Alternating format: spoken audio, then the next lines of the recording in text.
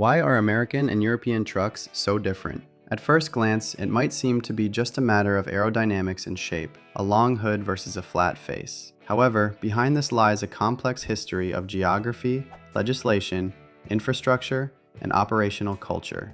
The difference between them is not just about design, it is a reflection of how drivers live and work, the constraints of the road networks, and the specific priorities of the transportation systems in each region. Trucking is the lifeblood of the economy in both Europe and the United States. Every day, millions of tons of freight traverse continents, linking ports, factories, and urban centers. Yet, the equipment used for this task differs radically. In North America, conventional tractors dominate, characterized by a long hood with the cab positioned behind the engine. In Europe, cab-over-engine (COE) models prevail, where the cab sits directly atop the powertrain. Why did these distinct configurations evolve, and what are the functional advantages of each? It begins with geography and distance. In the US, long-haul truckers frequently cover thousands of miles in a single run, crossing multiple states and spending weeks away from home. For these drivers, comfort is a functional necessity rather than a luxury. This is why American sleeper berths are designed as homes on wheels. These spacious units are equipped with full-size beds,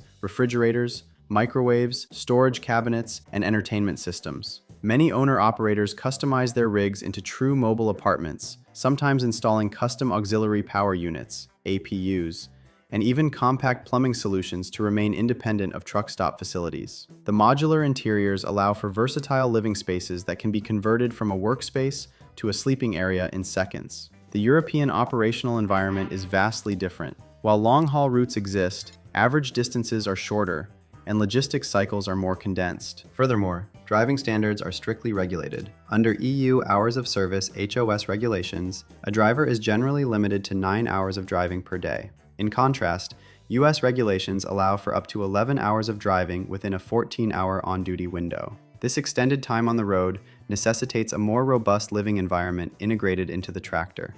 Infrastructure is another decisive factor. American interstate highways are generally wide and straight, accommodating long wheelbase vehicles that offer superior stability at highway speeds and a smoother ride. European infrastructure, however, is defined by historical constraints: narrow urban streets, mountain hairpins, tunnels, and high-density traffic. In these conditions, a bulky conventional tractor would be a major liability. Consequently, European trucks are engineered to be compact and highly maneuverable. The COE layout provides a shorter turning radius and superior forward visibility, essential for navigating tight European delivery points. Regulatory history also played a crucial role. For decades, both regions limited the overall length of the entire combination, tractor plus trailer. This forced manufacturers to minimize cab length to maximize cargo volume. However, a pivotal shift occurred in the US with the Surface Transportation Assistance Act of 1982. This legislation changed the rules to restrict only the length of the trailer, effectively deregulating the length of the tractor. This allowed American manufacturers to expand sleeper berths and move the engine forward without sacrificing freight capacity, solidifying the dominance of the conventional long-nosed truck in America. This seemingly minor legislative shift completely transformed the industry. Manufacturers were suddenly free to engineer long, powerful, and aerodynamic tractors without compromising cargo volume. This gave birth to the legendary American aesthetic: massive hoods, chrome accents, and expansive sleeper cabs. Europe, however, did not follow suit. To this day, strict regulations remain in place, generally limiting the total length of a standard articulated vehicle to 16.5 meters, or up to 18.75 meters for road trains. As a result, every millimeter of a European tractor is dictated by space efficiency. Any increase in cab length directly reduces the allowable trailer size, cutting into payload and profitability. European engineers must constantly balance driver ergonomics with the maximum possible cargo volume.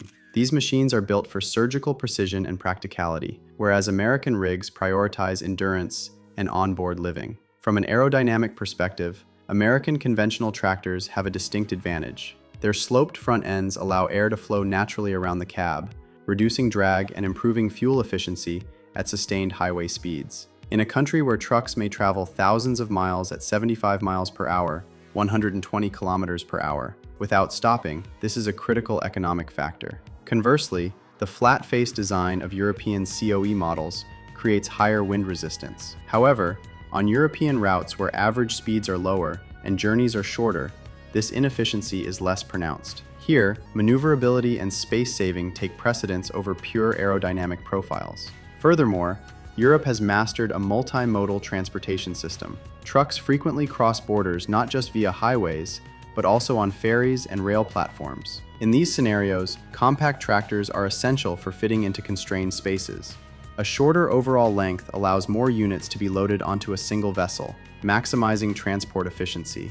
Additionally, Europe's high density of logistics hubs means freight is often swapped between vehicles, reducing the need for one massive tractor to haul a single load across the entire continent. The American model operates on a different scale. Freight movement is primarily land-based and direct. The expansive interstate highway system is designed for a single driver to handle the entire route from coast to coast. This point-to-point logic favors the heavy-duty American truck, a machine capable of hauling the same load from a warehouse in California to a terminal in New York without ever needing to shrink its footprint. But the gap between American and European trucks isn't just about laws or infrastructure. It runs much deeper, touching the very way of life. In the United States, being a long-haul trucker is more than just a job. It's a core identity. Drivers spend weeks on the road, traversing thousands of miles across deserts, plains, and mountain ranges.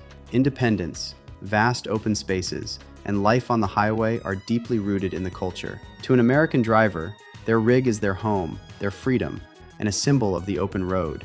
Europe takes a more pragmatic approach. Here, the emphasis is on a structured work-life balance. Duty cycles are strictly regulated to ensure drivers stop at well-equipped rest areas, adhere to mandatory rest periods, and return home more frequently. For the European trucker, the vehicle is primarily a high-tech tool, a precision instrument for work rather than a permanent residence. However, as technology advances, these long-standing boundaries are beginning to blur. The rise of electric propulsion is rewriting the rules of truck architecture. Take the Tesla Semi, for example. Despite its American heritage, it lacks the traditional long hood. Because electric motors are compact and do not require massive front-mounted cooling stacks, the design has shifted toward a sleek, aerodynamic profile that echoes the efficiency of European cab-over models. By prioritizing a low-drag coefficient to maximize battery range, the Semi proves that in the electric era, physics trumps tradition. Europe has already mastered the art of building compact, efficient machinery, and now America is gradually moving in the same direction.